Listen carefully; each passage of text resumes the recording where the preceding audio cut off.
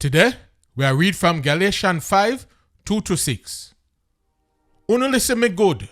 Me, Paul, I tell uno say, if uno go make them circumcise uno, nothing where Christ Jesus do, I go work nothing to uno at all. And again me I tell everybody, we go get circumcised, say, them have to follow the law. And not just some of the law, but the whole of the law. You see the one them were gone back, gone follow the law, and think said that are going to make things right between them and God? Them cut off themselves from Christ Jesus. Uno want make it so that God now go can good and kind to uno.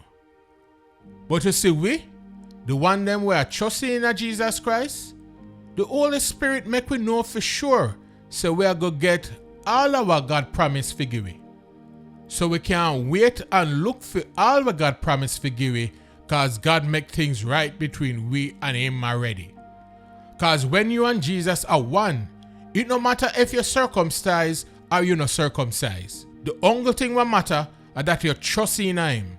And you're sure say you're trusting in Him when you show love. Gyalieshan 5, 2-6.